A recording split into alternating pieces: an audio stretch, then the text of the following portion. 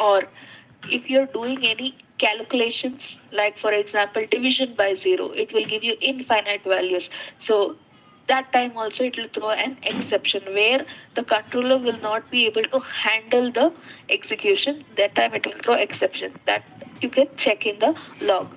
Okay, next is PLC shell. So if you want to give any commands to get executed in online, you can give the commands here. So let's see what are all the commands available in PLC shell. So login.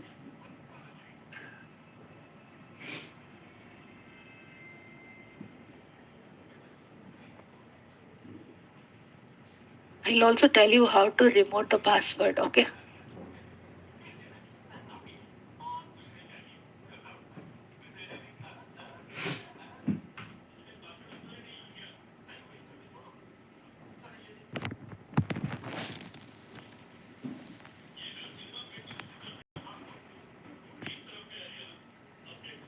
So it's asking for reboot.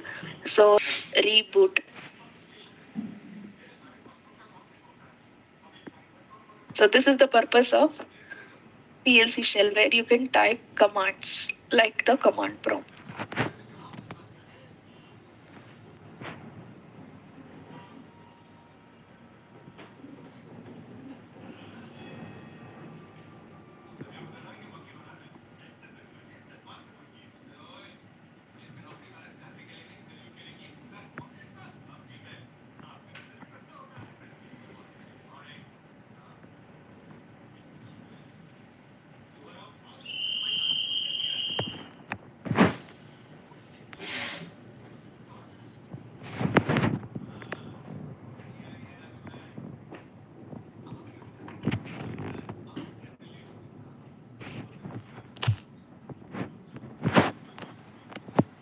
Okay, so now I can again log in.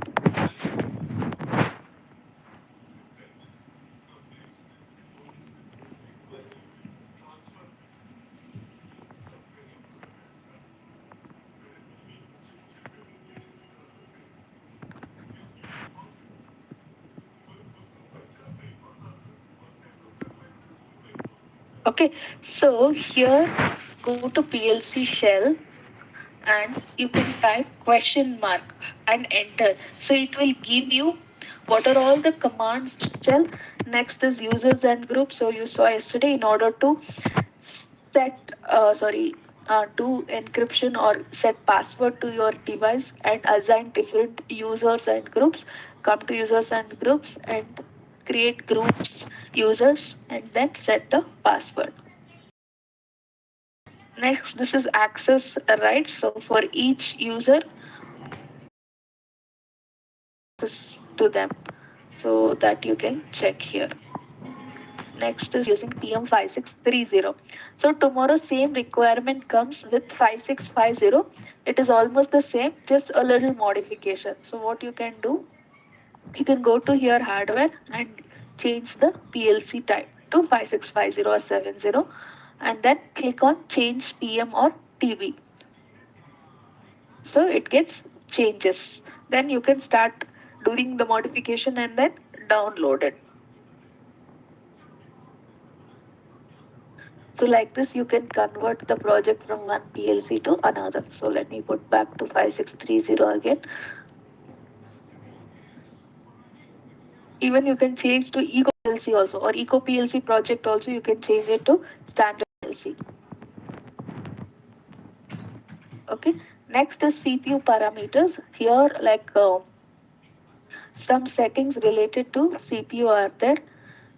Okay, for example, error LED, whether you want to be on or off, and whether you want the battery status to be checked or not. Then there are few error classes. In upcoming slides we will read about those error classes. So on which error class you want the PLC to go to stop, on E1, E2, E3 or E4. So by default it says diagnosis of at least error class 2. So error class 2, 3, 4, PLC will go to stop mode. If you want, you can change that also. And how the PLC behavior should be there during voltage dip. So if there is any fluctuations happening in the power supply connected to your PLCs or IO modules, immediately the PLC should go to stop mode and protect the hardware. So that condition also you can keep it here. So PLC should reboot or halt. So keep it in halt. Then diagnosis history. These are all the parameters related to CPU you can set. Next is IO mapping list. So throughout your project, what are all the IO modules and remote IO modules used? Its mapping list can be accessed here under one place. Then next important thing is about the license information.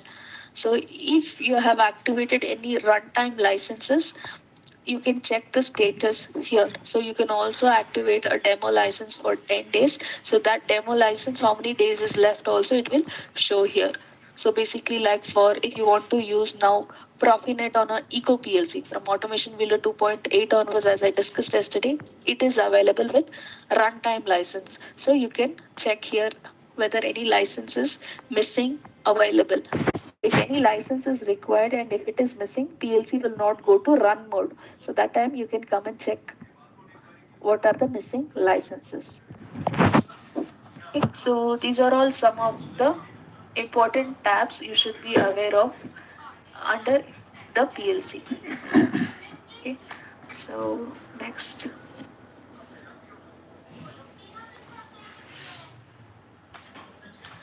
So already we have discussed yesterday, maybe a recap. Task configuration is very important and you have to call all your POUs under the task. And if you are having multiple tasks, take care of the priority and the interval that you are setting. Next, so few shortcut keys you can remember. One thing is you are using some function block. You want to know more details about that function block. Okay, what is the data type for that input or output? What is the more details about that input or output of any function or function block? Just select that function or function block, then click F1. So it will take you to the help of that function or function block. So we can just go and check. Go to the project, go to the FP we were creating. Consider, let's see the details of this RS block. I have selected and I'm going to click F1.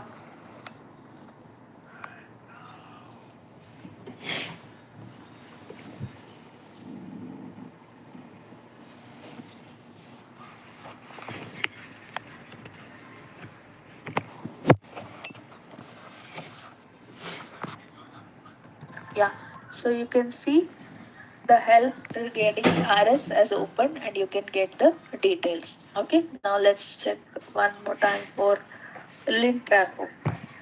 Click F1.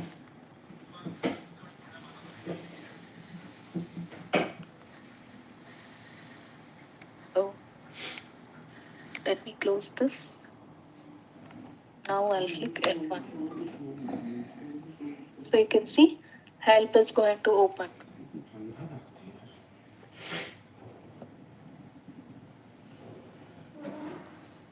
The F1 is used to get the details of any function or function block. So it will open the help and here also you can search.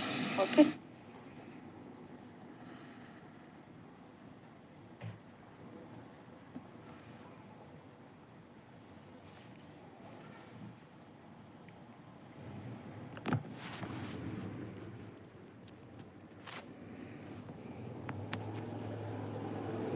So next shortcut